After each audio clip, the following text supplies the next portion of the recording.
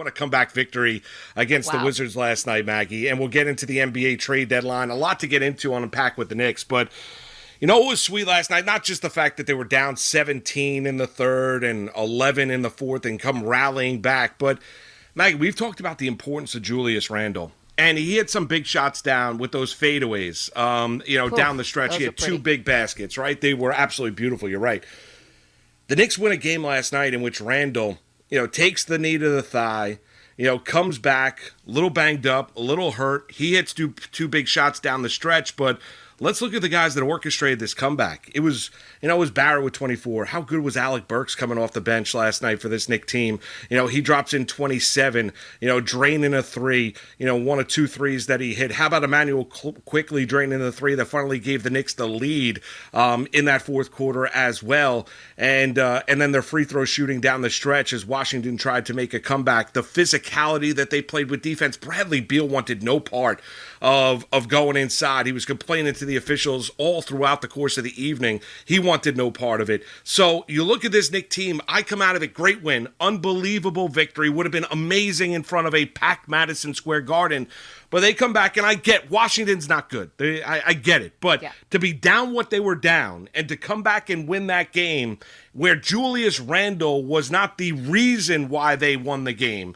It was Barrett, it was Burks, it was Quickly, it was a little Randle late, but he was not the driving force to it. That's a positive sign for this Knicks team. That's why I love last night's win. Not taking anything away from Randle. We know how brilliant he is, Maggie, but it was others that stepped up last night, and specifically you look at R.J. Barrett and Burks. Yeah, and for R.J., I mean, the development that he's gone through this season is beyond Randle. Like, that's actually the story of the season. We'll say it's Tibbs, we'll say it's other guys, but it's really how many steps forward R.J. Barrett has taken in his second season. It's incredible to watch. It's so cool to kind of see this in front of our very eyes. Like, you can even just tell from earlier this season to now, you would never expect that R.J. Barrett would be able to carry this team even against a bad team and be able to help close out a bad team where, the Knicks look like they were dead in the water and have this really spirited comeback. I mean, helps also Russell Westbrook. I mean, what are you doing? You're forcing things all over the place. I mean, it was just brutal for Westbrook. But,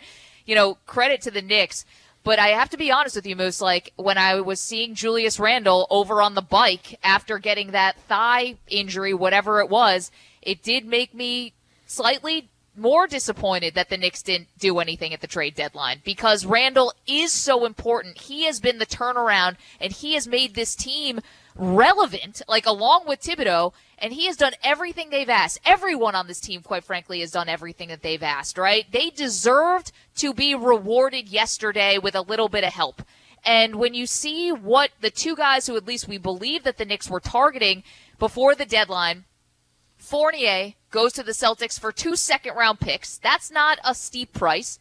And then Oladipo, who ends up going to the Miami Heat, they did not have to give up a first-round pick for Oladipo. And only one rotation guy, Kelly Olynyk, ends up going to Houston. That was not a steep price. The Miami Heat didn't have to give up Duncan Robinson. They didn't have to give up Tyler Hero. They didn't have to give up almost anything, really, to get Victor Oladipo. And so I'm like, man, as much as I loved watching that last night, and credit to the Knicks because winning these kinds of games are the ones they have to win. They have to beat teams like the Washington Wizards who are 15-28 and just taking on water, right? Spirited comeback, credit to the team. But I'm like, man, if I'm Julius Randle, it's like, have I not shown you, and has this whole team not shown you that we should have been rewarded at the deadline with help, especially because I know you were very concerned that the Knicks were going to overpay or they were going to get a bad deal. But those weren't bad deals yesterday, even for rentals to me, or to get Oladipo in the building and just see what he's like. You don't have to guarantee him money. You don't have to guarantee Evan Fournier money after this season. Like, that to me, you would have signaled to your team, we're going to help you because you guys deserve to be rewarded with some shooting. Yeah, I get it, Maggie. I'm not that disappointed that they didn't go get Oladipo. There was reportedly, for the last number of weeks, a differentiation of opinion about Oladipo in the front office. That wasn't a guy that they were all in on going to get. You're right. When you look at the package, I get when you get the package that Miami gives up to get Victor Oladipo, you can question, you can look at it. Evan Fournier from Orlando to Boston for 2 second-round draft choices. That's something that I would have been A-okay with. But I'm also okay. I'm not giving the Knicks a complete and utter pass. Well, in essence, it doesn't bother me. It really doesn't. I'm not. When I see those packages, I don't know if it bothers Randall. I really don't. I mean, I don't want to put words in his mouth. I don't know if Julius Randall is bothered by it, because this is a really good group. So you have to also factor in, breaking up the chemistry of this group, because they really do play very, very well together. So that does have to be a factor that comes into play too, whenever you're looking at a deal. I wasn't bothered by it. They didn't do anything stupid. I mentioned that yesterday when we hit the airwaves. Thibodeau talked about it after the game. They were disciplined as a front office. We were talking about it before the show. What was the trade where they had to be disciplined? Was it Lonzo Ball, who, yesterday after we got off the air, there were a number of reports of the Knicks were heavily in, they were still chasing Lonzo Ball from the New Orleans Pelicans, and even after the trade deadline said the Knicks will continue to pursue Lonzo Ball this summer. So maybe they had to be disciplined with Lonzo Ball, but they were in on Fournier. They lost out with the Celtics, and it didn't necessarily, I never really got a sense that they were all in on Victor Oladipo like they say were Lonzo Ball, or even the interest that they had in Evan Fournier. I came out of yesterday, I'd be lying to you to tell you that I was stark raving mad. I wasn't. It didn't bother me that the Knicks didn't make a move yesterday. I didn't want to see them do anything that would hurt their flexibility moving forward or trade valuable assets. Now, they wouldn't have had to for either of these guys, right? I get it, but it doesn't. I appreciate what this Knicks team is right now. I don't know if I necessarily would put, and I don't know what the offer would have been from the Houston Rockets to the Knicks for Victor Oladipo. Fournier, would I have given up 2 second-round draft choices? I probably would have, in order to get the shooter from the Orlando Magic. I would have given up 2 second-round picks for Oladipo. See, once you see the return, it's like, what was this big? Were either of these guys like a huge pothole that the Knicks somehow avoided? Like, no, these would have been meaningful additions to a team. But you could say that the front office maybe didn't feel like they needed to reinforce this team. And to that, I would say, well, that's kind of a bummer, because I think that this team, again, earned it. And I'm not saying that Julius Randle would have a problem with them not adding to the team. Julius seems like he is, he's the leader of this team. He has grown into that role. He's accepted that role. He seems like he understands now more what they need from him in that role. It's not that I'm saying Julius Randle would be disgruntled in any way. Hell, he's far from that. He's done everything right. My thing is, you watch him on that bike last night, and even though this was nothing, knock on wood, even close to being remotely serious, thankfully he came back on the floor and hit some big shots. But man, if that didn't drive home the point that the Knicks actually needed help, when you're looking, it's like, well, if anything happened to Randall, this would go sideways. And again, as good as RJ Barrett was in helping to close out that game last night, I don't know if all of a sudden I can say, oh, RJ Barrett can close out games for us. Like he did last night. He and Burks did, along with Randall. But I don't know if that's too much to put on a guy who's taking great strides so far in year 2, and all of a sudden say, well, if Randall had to sit, by the way, is like playing one of the most minutes of anyone in the NBA. But if Randall had to sit, RJ Barrett could keep us afloat. I don't know if I can say that. I don't think that's fair right now, yeah, actually, but here's to the RJ other Barrett. question that you look in. I think Barrett's deserved the opportunity to figure out whether or not he is the rest of this way, to have an understanding. I don't know if I necessarily need – I don't want Victor Oladipo taking away touches and possessions away from RJ Barrett. I don't. Barrett's more important for this team's future than a rental in Victor Oladipo for the rest of the year, or get a test run of what he is, because there's massive questions about what exactly – am I going to give up something, whatever it might be, for Oladipo, who is maybe be a rental – whose best games were probably 3 years ago before he ruptured his quad, than he is right now. I know the Miami Heat. Miami's also a desperate team too, because of how this season has gone and how successful they were last year in the bubble. So are the Boston Celtics. They're also a desperate team. The Knicks are, let's not change the narrative around the Knicks is the same. They've been an unbelievable story. It was a great win last night. Then there is a ceiling to what this Knicks team is, and they love the chemistry of this group. Thibodeau talked about the fact that they were very, very happy about where this team is.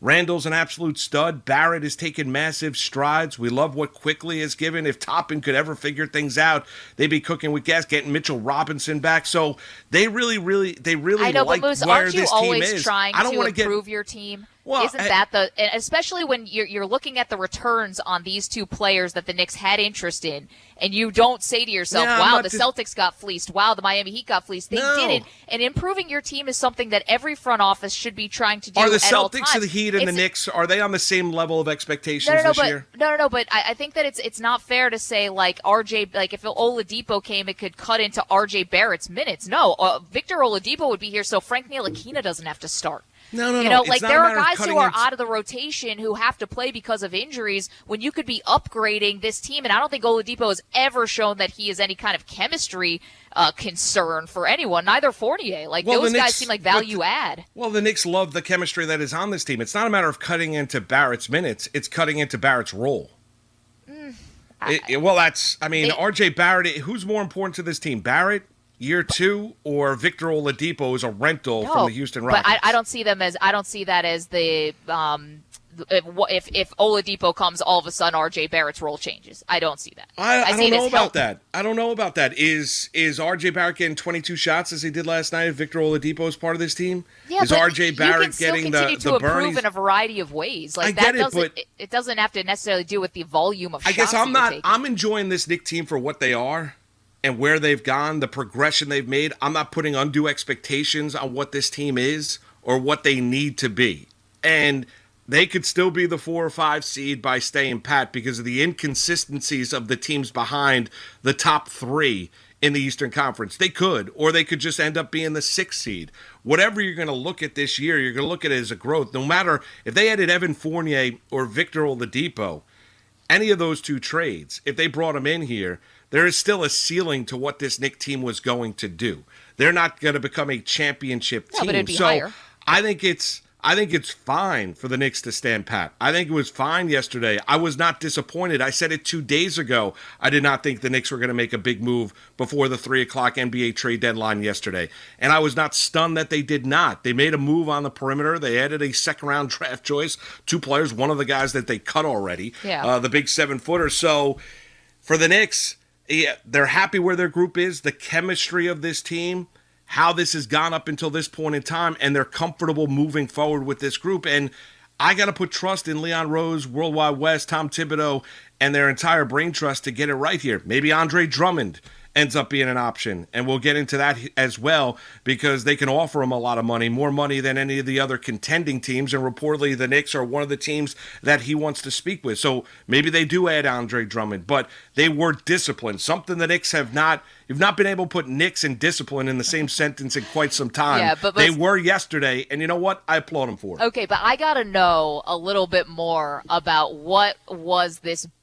potentially big offer or this big deal that they dodged a bullet in Tom Thibodeau's sort of recounting of it by being so disciplined. Because it wasn't Fournier and it wasn't Oladipo, right? Like, you saw what the return was from there. That's not these huge swings that, like, all of a sudden would have totally shaken up the very fabric of your franchise. Like, I need to know when Thibodeau's talking after the game about, I just have to applaud the discipline and how amazing, like, I gotta know. What was it? I don't know if I'll ever know, but I'd love to know what was this crater that the Knicks, were on the precipice of just falling into, that someone, cooler heads prevailed and said, don't do it.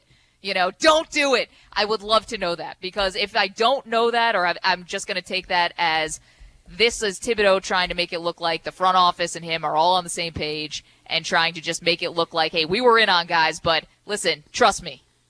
You're happy we didn't make this move. Like, I got to know what the move was before I know whether or not I can heap all this praise on the front office for being so disciplined, because it wasn't Fournier and it wasn't Oladipo.